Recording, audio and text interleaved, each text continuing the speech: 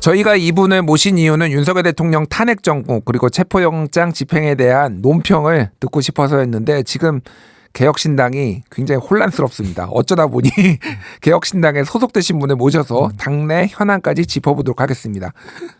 김용남 개혁신당 전 의원 만나보겠습니다. 의원님 어서 오세요. 네, 안녕하세요. 김용남입니다. 예, 일단 당내 현안부터 살펴봐야 될 것 같은데요. 현장음 듣고 이야기 이어가겠습니다. 이준석 의원의 상황 정치에 대한 과도한 집착에서 비롯된 것입니다. 딱 한 사람만 민주적 의사결정을 존중하면 모든 문제는 다 해결됩니다. 사실 오늘 행위로 인해 가지고 당원들의 이제 불만은 극에 달했을 것이다 이렇게 보고요. 아마 다음 주 중으로 이제 절차가 시작되지 않을까라는 생각하고요. 앞에는 허은하 대표고 뒤에는 이준석 의원 목소리였는데요. 일단 이 두 분이 왜 이렇게 반목하고 있는지, 왜 싸우는지 잘 모르시는 분들이 많아서 왜 싸우고 있는지 의원님이 좀 설명 좀 해주시죠. 저도 정말 심하게 싸우는 건 알겠는데 예. 왜 싸우는지는 저도 잘 모르겠어요. 잠깐만요. 아니 의원님이 모르시면 어떡해요. 당에 소속되시는데. 그러니까 처음에 김철근 전 사무총장의 경질 여부 그것도 얘기가 약간 틀리더라고요. 12월 16일에 있었습니다. 예. 예. 그 한쪽에서는 허은하 당대표가 김철근 사무총장을 경질했다고 하고 허은하 대표 측은 그게 아니고 김철근 사무총장이 먼저 그만두고 자기 이준석 의원이 대선 캠프 차리는데 거기 가겠다고 먼저 그만두겠다는 얘기를 했다고 하고 어떤 게 진실인지 잘 모르겠는데 어쨌든 김철근 사무총장이 사무총장직에서 물러나면서부터 싸움이 본격화된 것 같아요. 예. 그리고 나서 후임 사무총장을 비롯한 당대표의 인사권 행사에 있어서 최고위원회에서 그 전에는 이제 협의사항으로 되어 있었는데 앞으로는 의결사항이다 라고 그걸 당원당규가 개정됐다고 봐야 되는지 잘 모르겠는데 그러니까 당직자에 대한 임면권에 대해서는 허은하 대표 혼자 하지 않고 최고위원회에서 같이 결정한다. 이런 게 12월 19일 정도에 있었더라고요. 그러니까 의결사항으로 이제 최고위원회의 의결을 필요로 한다로 바뀌었다고 하는데 얘기를 들어보니까 그 최고위원회에 당대표가 있는 가운데 최고위원회 진행권을 천하람 원내대표가 가져가서 본인이 이제 주재를 하겠다고 하면서 그 안건을 최고위원회에서 통과시켰다고 해서 그게 당원당규가 적법하게 개정이 됐다고 봐야 되는 건지 어떻게 되는지도 잘 모르겠고 허은하 대표는 그건 무효라고 또 주장하고 있어요. 예. 양쪽 얘기가 너무 틀려갖고 하여튼 이른바 피 터지게 싸우고 있는 건 알겠습니다. 그리고 최근에는 이주영 의원 정책위 의장이었는데 이주영 의원을 또 정책위 의장에서 내리고 다른 분을 또 이제 올리려고 하는데 그게 또 이제 스톱이 된 상황이잖아요. 그렇죠. 예. 이제 원외 당협위원장을 정책위 의장으로 임명하려고 했다가 그것도 잘 안 된 상태인 것 같고. 그건 허은하 대표 측 인사를 이제 허은하 대표가 하려고 한 거고. 아니 그러니까 그래서 이제 요 히스토리는 알겠는데 그러니까 크게 보면 허은하 대표와 이준석 의원은 뭐가 뜻이 안 맞아가지고 지금 이런 문제가 발생을 한 건가요? 뜻이 일단은 글쎄요. 이게 허은하 대표는 본인이 전당대회를 통해서 적법하게 선출된 당대표라는 인식이 강한 것 같고 이준석 의원은 그럼에도 불구하고 본인이 이 당의 대주주라는 생각이 강한 것 같은데 이준석 의원이 뭐 대주주인 것도 사실이죠. 이준석 의원을 지지하는 많은 분들이 또 당원으로 가입을 하고 지금 당원 중에 상당수는 많은 포션이 또 이준석 의원을 지지하는 분들인 것도 사실이니까. 근데 저는 기본적으로 그렇게 생각합니다. 이게 쉽게 말씀드리면 남의 꼴을 봐주는 게 민주주의라고 생각해요. 남의 꼴을 봐준다 이게 무슨 말인가요? 그러니까 남이 하는 행위나 행태를 그게 법에 위반되지 않는 한 본인 마음에 안 들더라도 인내하는 게 민주주의의 기본 소양이라고 생각을 합니다. 그러니까 당대표가 하는 게 마음에 안 들더라도 아니면 소속 의원에 하는 게 마음에 안 들더라도 서로 그게 크게 법률에 위반되지 않는 한 서로 인내하고 감내하는 거죠. 예. 그러면서 어울리면서 지내는 게 기본적으로 민주주의라고 저는 생각을 하거든요. 그러니까 예를 들어서 이번에 비상계엄 선포를 왜 했냐. 국회 돌아가는 꼴을 못 보겠는 거예요. 본인 마음에 안 드니까. 그리고 선거 결과가 본인 생각과 너무 달리 나오니까 또 선관위도 이거 이른바 가만두면 안 되겠다. 뭔가 조치를 취해야겠다. 이런 생각에서 불법 비상계엄을 한 거 아니겠어요? 예. 그건 위험하다는 거죠. 제 생각엔 남이 하는 게 마음에 안 들더라도 그게 법률 위반이 아닌 한 그건 감내를 해야죠. 참아야 되는 거죠. 예. 근데 서로 다른 사람의 꼴을 못 보고 있는 거 아닌가 싶어요. 알겠습니다. 그러면은 이준석 의원은 지금 당원 소환제를 얘기를 했고, 그러니까 네. 지금 허은하 대표를 당원들의 의사를 물어서 뭐 이제 끌어내리겠다, 뭐 어쨌든 해임 절차를 밟겠다, 뭐 이런 거 같은데, 모르겠습니다. 저는 이제 외부자 입장에서는 왜 싸우는지를 정확하게, 왜 다툼이 일어나는지를 아마 대부분의 청취자들도 국민들도 약간 내부자 아니면은 잘 모르는데 내부자마저 모르신다고 하니까 제가 좀 당황스러운데. 내부자도 잘 모르겠어요. 그래요. 그럼 이 문제를 해결을 어쨌든 해야 되잖아요. 지금 뭐 이 작은 정당에서 이렇게 싸우는 것도 조금 남들 보기에도 조금 그렇죠. 우습다라는 얘기도 당 내에서도 나오고 있고, 지금 어쨌든 어떻게 될지 모르지만은 대통령이 탄핵됐을 경우에 조기 대선을 치를 수도 있는 상황에서 좀 어떻게 해결을 해야 된다고 보십니까? 더군다나 지금 전국 자체가 비상 상황이잖아요. 이 상황에서 큰 정당도 아니고 작은 정당에서 이렇게 싸우니까 보기가 더 안 좋은 것도 사실입니다. 근데 당원 소환제가 어떤 구체적인 내용은 제가 없는 것으로 알고 있어요. 그러니까 예를 들어서 당원 전체 중에 뭐 몇 %가 찬성하면 물러나야 된다. 뭐 이런 구체적인 규정이 없는 것으로 알고 있거든요. 그래서 당원 소환제를 추진한다고는 합니다만 막상 그 어떤 결과가 아니면 당원 투표나 뭘 했을 때 다른 한쪽에서 승복을 할까도 대단히 의심스럽고 그래서 이거는 한 발짝씩 좀 물러나서 앞서 말씀드린 대로 남의 꼴을 좀 참고 인내하고 지켜보는 것도 민주주의다. 이런 기본 자세로 돌아가야 될 것 같은데 어떻게 해결될지는 잘 모르겠습니다. 의원님께서 좀 가운데서 중재를 해주시거나 뭐 이럴. 여러분들이 하신 것 같은데 예. 효과가 없어요. 알겠습니다. 이게 뭐 법정까지 막 가고 이렇게 될까봐 우려하시는 분들이 네. 상당히 많더라고요. 어쨌든 잘 해결되기를 바라고요. 윤석열 대통령 체포영장 집행 얘기도 좀 해보겠습니다. 먼저 권영세 국민의힘 비대위원장 발언 들어보겠습니다. 대통령을 다른 곳도 아닌 관저에서 수갑을 끌고 이 수갑을 채워서 끌고 가겠다는 얘기는 이건 국격을 엄청나게 떨어뜨리는 행동이고. 대통령 수갑을 채워서 체포하는 건 국격을 떨어뜨리는 일이다. 이 발언은 좀 어떻게 보셨는지요? 일단 수갑을 채우기로 결정된 적이 있나요? 저는 뭐 경찰에서 결정했다라는 얘기는 못 봤습니다. 그러니까요. 예. 일단 체포영장이 발부가 됐으니까 그 체포를 하는 것은 맞는데 체포할 때 수갑을 채울 수도 있고 안 채울 수도 있는 거죠.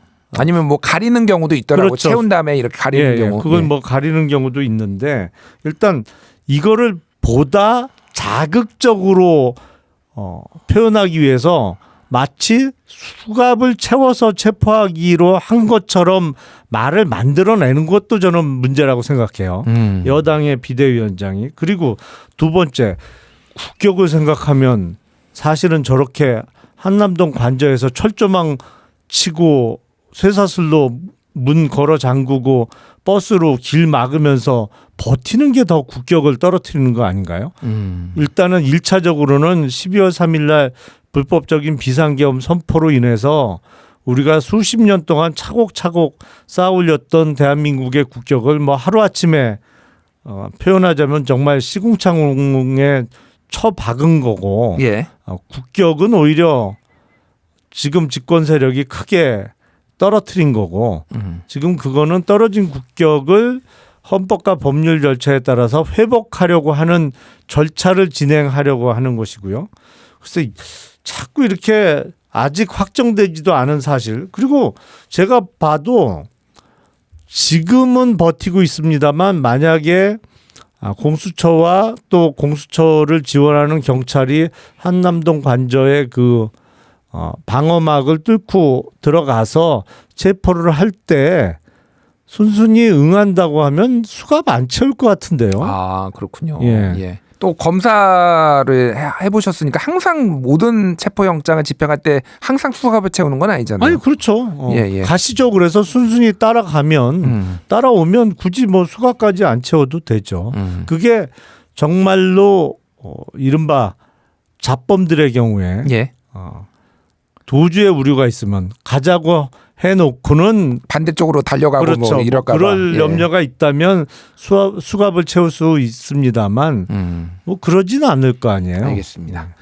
뭐 윤상현 의원 같은 경우는 오늘 SNS에 윤 대통령에 대한 체포 시도는 사실상 내란이다. 최상목 권한대행이 이제 나서야 한다. 이렇게 강성 발언을 이제 했고 이런 분들이 또 여러 분들이 있습니다. 그런데 주목할 만한 것은 국민의힘 지지율이 오르고 있다라는 거예요. 제가 수치는 말씀드리지 않겠지만은 여러 언론조사가 이제 다 나왔고 국민의힘 지지율은 최근에 다 오르고 있고 그리고 민주당 지지율은 떨어지고 있고 그래서 오차 범위 내로 들어간 여론조사도 여러 나왔는데요.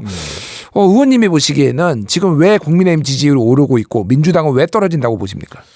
일단 뭐 윤상현 의원의 발언 등은 뭐 깊게 논할 필요는 없겠죠. 적반하장 내지는 아무 말 대잔치라고 볼 수 있는데 여론조사 결과가 최근에 그렇게 나온 것은 이른바 위기의식으로 인한 뭐 결집 효과 내지는 응답률이 이른바 보수층 쪽에서 좀 올라갔다고 볼 수 있겠죠. 그리고 우리가 8년 전에도 탄핵을 경험했습니다만 8년 전의 기억이 너무 또렷한 것이죠. 대통령 탄핵, 그다음에 조기 대선, 그렇게 되면 제1야당의 대선 후보의 당선, 뭐 이거를 우리가 8년 전에 경험을 했잖아요. 그러다 보니까 지금 제1야당의 가장 유력한 대선 후보에 대한 비호감도 내지는 반감 같은 게 작용을 해서 윤석열 대통령에 대한 탄핵의 당부가 오히려 탄핵 이후의 결과에 대한 반감 때문에 역으로 탄핵 반대 여론이 조금 올라가고 있는 상황 아닌가? 그러니까 말씀하시는 거는 많은 사람들 특히 이제 보수 지지층에서는 이미 조기 대선이 어느 정도 머릿속에서 점화가 됐다. 뭐 이런 말씀이신 거죠? 그렇죠. 예. 그래서 오히려 조기 대선 결과에 대한 반감이 역으로 작용하고 있는 것이 아닌가라는 생각이 좀 듭니다. 알겠습니다. 이런 가운데 윤석열 대통령이 SNS를 통해서 미국 산불을 걱정하는 내용을 냈습니다. LA에 전 세계 우리 교민이 가장 많이 살고 있는 곳이라며 하루빨리 산불이 진화되고 피해가 복구되길 기원한다는 내용인데요. 그 전에는 이제 제주항공 여객기 사고 요거와 관련해서 이제 애도의 또 내용을 냈었어요. 그래서 대통령이 특히 LA 미국 얘기를 갑자기 한 거는 이 상황에서 왜일까 좀 궁금해하시는 분들이 많더라고요. 일단 남의 나라입니다만 안타까운 일이 생겼으니까 그거에 대해서 뭐 위로의 말을 한다든지 뭐 공감하는 겪고 있는 그 어려움에 대한 공감의 표시는 할 수 있다고 생각이 듭니다만 다만 미국이 캘리포니아 특히 LA 쪽에 산불로 겪고 있는 어려움보다 지금 불법 비상계엄 때문에 대한민국 국민들이 겪고 있는 어려움이 훨씬 크지 않나요? 그러니까 지금 남의 나라 걱정하는 게 약간 오지랖으로 비춰질 수가 있을 것 같고 예. 그리고 그거와 더불어 또 그 LA 산불 사태와 관련한 정부 지원을 당부하는 취지도 같이 소셜 미디어에 적은 것 같아요. 예. 지금 직무 정지 상태잖아요. 그렇죠. 그러니까 제가 보기엔 그 본인은 대한민국 정부의 LA 산불 지원을 바라지 않는 것 같아요. 역으로. 아, 그게 무슨 말씀이세요? 왜냐하면 만약에 대한민국 정부가 지금 최상목 권한대행을 비롯한 정부가 LA 산불에 대한 어떠한 지원을 하기로 결정을 한다. 그러면 모양새가 아니 직무 정지된 대통령이 지원을 당부해서 그거를 따르는 형태가 될 수가 있잖아요. 그렇게 비춰질 수가 있잖아요. 예. 아니 그러면 직무 정지가 제대로 된 게 아닐 수 있는 거잖아요. 뭐뭐를 좀 하라고 당부했더니 진짜로 하네. 이러면 직무 정지가 사실상 제대로 안 이루어지고 있다는 반증이 될 수 있기 때문에 예. 하고 싶어도 못할 것 같은데요. 이제는. 아, 그렇군요. 네. 그 비슷한 논란이 있는데 최근에 윤석열 대통령이 뭐 한겨레와 여러 언론 보도로 나왔는데 최근에 윤석열 대통령이 경호처 간부들과 식사를 하거나 그런 자리에서 무기 사용을 당부했다. 무기까지 써라 나를 지키기 위해 이런 취지의 얘기를 했다라는 거예요. 그래서 뭐 총을 못 쓰면 칼이라도 써라 뭐 이런 식으로 얘기를 했다라는 거고 윤석열 대통령 측은 사실이 아니다라고 주장을 하고 있고 뭐 통상적인 경우를 얘기했다 이런 식의 얘기를 했는데 그것도 일단은 이게 뭐 사실인지 아닌지는 저희가 모르겠으나 만약에 사실이라고 한다면은 직무가 정지된 대통령이 경호처한테 이런 지시를 할 수 있느냐 이건 월권 아니냐 이런 얘기들이 또 있더라고요. 그렇죠.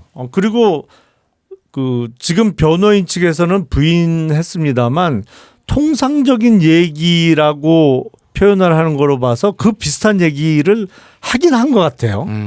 그러니까 예를 들어서 어떤 식으로 얘기가 구체적으로 나왔는지는 모르겠습니다만 경호를 하는 데 있어서 만약에 총을 쏘기가 조금 부적절하거나 그게 과잉 대응으로 비춰질 경우에는 칼을 써서 경호를 할 수도 있는 거 아니냐는 그 정도 얘기까지는 나왔길래 아마 그런 얘기가 나왔겠죠. 예.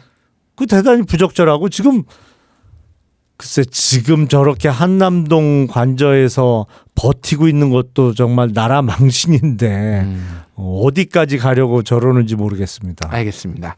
자, 얘기를 좀 바꿔보겠습니다. 최근에 이제 카카오톡 검열 논란이 좀 있어요. 이제 국민의힘에서는 계엄령이다, 카톡 계엄령이다 이런 얘기까지 나오는데 일단 현장은 듣고 얘기 나눠보겠습니다. 이 가짜 뉴스에 대해서 문제 제기를 하니까 마치 그게 무슨 문제라도 있는 것처럼 반격을 하고 공격을 하고 있습니다. 카톡이 가짜 뉴스 성역입니까? 지금 민주당은 카카오톡 메시지, 커뮤니티 게시글까지도 계엄에 대해 자신들과 다른 의견을 이야기하면 내란 선전으로 몰아 고발하겠다는 전체주의적인 카톡 계엄령을 선포했습니다. 예, 앞에는 이재명 더불어민주당 대표, 뒤에는 권영세 국민의힘 비상대책위원장의 목소리였는데요. 먼저 이제 전용기 민주당 의원이 내란을 선동하는 어떤 가짜뉴스 뭐 이런 것들이 굉장히 광범위하게 퍼지고 있어서 일반 이거를 이렇게 무분별하게 전달을 하면은 일반인도 뭐 고발할 수 있다. 뭐 처벌이 가능할 수도 있다 이런 얘기를 해가지고 이제 국민의힘에서 강하게 반발하고 오늘 이재명 대표 메시지도 나오는 이런 과정이 있었다를 설명을 드리고요. 이거는 좀 의원님은 좀 어떻게 들으셨습니까? 정말로 내란을 선동하거나 내란을 선전하면 처벌받을 수 있겠죠. 근데 어느 범위까지를 선동 내지는 선전으로 볼 거냐 그건 또 별개의 문제고 그건 철저하게 법률적인 판단의 영역이죠. 예. 그런데 제가 보기엔 민주당의 전용기 의원이 카톡 얘기를 하면서 고발 얘기한 거는 전략적으로는 현명하지 못했다고 생각을 합니다. 그러니까 민주당이 지금 타겟팅을 해야 되는 대상은 윤석열을 비롯한 그 내란의 동조 세력과 이를 비호하는 국민의힘 일부 세력에 집중을 해야지 이거를 일반 국민들까지 본인들하고 좀 다른 생각을 하고 있다고 해서 고발하겠다고 이른바 전선을 이렇게 넓혀버리면 예. 싸움에서 이기기 힘들거든요. 그러니까 좀 집중을 해야 될 필요가 있는 거 아닌가 싶고 안 그래도 지금 어차피 제가 보기엔 탄핵 절차도 진행이 될 거고 그리고 결과에 따라서는 올해 안에 적어도 어쩌면 상반기 안에 조기 대선 실시 가능성도 매우 높은데 한번 생각을 해보세요. 뭐 지금은 국민의힘이 참 질이 멸렬하고 형편없어 보이는 것도 사실입니다만 선거 구도가 결정됐을 때 예. 국민의힘 대선 후보로 결정된 사람이 그 하는 얘기 중에 하나가 뭐가 되겠어요? 지금 더불어민주당은 국회에서도 단독 172석을 갖고 있고 사실상 더불어민주당과 그 어떤 스탠스를 같이 하는 조국 혁신당을 비롯한 야당의 의석을 합치면 거의 3분의 2에 육박하는데 대권까지 가져가면 어떻게 견제하겠습니까? 저거를 저 세력을 그렇게 선거운동을 펼치지 않겠어요? 예. 그러면 저 같으면 제가 만약에 더불어민주당 소속이라면 센 척은 절대 안 하겠습니다. 일반 국민을 상대로 뭐 고발을 운운한다든지 예. 뭐 가만두지 않겠다는 얘기는 절대 안 하겠어요. 무조건 납작 엎드리겠습니다. 예, 뭐 그러니까 일반 국민들 모두를 한 게 아니라 적극적으로 이런 메시지들을 전달하고 이런 사람들은 좀 제재가 필요한 것 아니냐 이런 취지의 얘기긴 했어요. 그런데 그 전용기 의원의 워딩 자체가 뭐 예를 들어서 일부 유튜버 뭐 이렇게 한정한 건 아닌 것 같아요. 카카오톡을 퍼뜨리는 사람으로 이야기를 하다 보니까 범위가 상당히 넓어질 수도 있거든요. 예. 저 같으면 그렇게는 말 안 하겠어요. 알겠습니다. 정무적으로도 좀 옳지 않은 어떤 발언이었다. 이 정도로 제가 정리를 해보겠습니다. 마지막으로 이제 내란 특검. 민주당은 제3자 추천 방식의 새 특검법을 이제 내놨는데 여기에는 소위 말하는 비토권도 없고 그리고 수사 인원도 좀 줄이고 그리고 군사 기밀에 대해서는 이제 발표도 안 하는 걸로 뭐 이런 식으로 좀 국민의힘 쪽에서 주장해왔던 거를 대폭 받아들였단 말이에요. 근데 국민의힘은 외환죄가 추가됐기 때문에 이거는 받기 어렵다. 뭐 이런 지금 메시지가 나왔어요. 그래서 이거는 좀 어떻게 양측 입장을 보시고 어떻게 될 거라고 좀 보시는지 앞으로. 일단 외환죄를 제외한 나머지 부분은 민주당이 대폭 양보한 게 맞아 보입니다. 법무부 장관 권한대행도 위법적 요소가 다 사라졌다 이렇게 얘기를 했어요. 아니 그런데 제가 드는 의문은 기왕 이 정도로 많이 양보한 내란 특검법을 내놓을 것 같으면 왜 먼저 발의를 했는지 모르겠어요. 그러니까 지금 민주당이 법안을 냈잖아요. 예. 차라리 바로 내지 말고 여당과 협상하면서 양보해주는 모양새를 취했으면 훨씬 좋지 않았을까. 그러니까 예를 들어서 야당이 아닌 제3자 추천, 뭐 대법원장의 추천이다.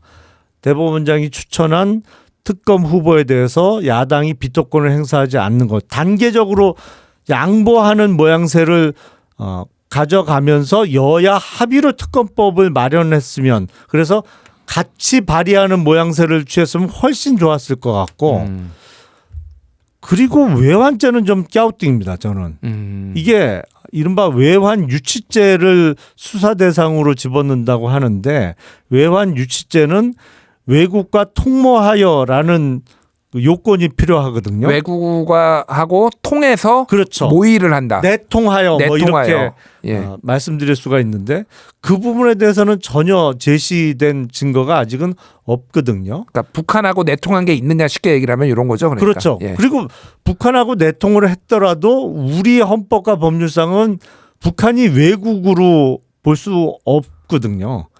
북한은 불법으로 지금 그러니까 뭐 이북을 점령하고 있는 단체죠, 그러니까. 그러니까 우리의 미수복 지역이지 예. 외국이 아니거든요. 그래서 이런 문제점이 많은데 이거를 굳이 특검 수사 대상에 집어넣을 필요가 있었겠나? 차라리 그러니까 어떤 북한에 뭐 무인기를 보낸다든지 아니면 북한의 오물풍선에 대한 원점 타격을 지시했다든 그런 부분들은 그거는 꼭 범죄일 수도 있고 아닐 수도 있는 거잖아요. 예. 그런 부분은 오히려 국회의 국정조사의 대상으로 삼고 특검의 수사 대상은 정말 범죄 혐의가 어느 정도는 나타난 부분만 했으면 그것도 앞서 말씀드린 대로 여당과 협의를 거치는 모양새를 좀 취해서 최종적으로 발의를 했으면 훨씬 좋지 않았을까 알겠습니다. 싶습니다. 예, 예전에 한나라당 소위 말하는 총풍 사건 같은 경우에도 외환 유치죄나 그런 게 아니라 국가보안법 위반으로 그게 이제 검찰에서 수사를 했던 뭐 그런 상황도 있어서 사실 이거를 수사하는 방식은 굉장히 다양할 텐데 굳이 무리하고 있지 않냐 뭐 이런 취지의 말씀을 좀 해주신 그렇죠. 것 같아요. 이제 예. 아직까지는 북한과의 통모라는 부분이 전혀 드러난 부분이 없고 예. 말씀대로 만약 북한과 통모했다고 하더라도 그건 외환 유치죄가 아니고 국가보안법 위반이 될 수 있거든요. 알겠습니다. 그래서 외환 유치죄는 좀 생뚱맞아 보입니다. 알겠습니다. 오늘 여기까지 하겠습니다. 지금까지 김용남 의원과 함께 이야기 나눠봤습니다. 의원님 감사합니다. 감사합니다.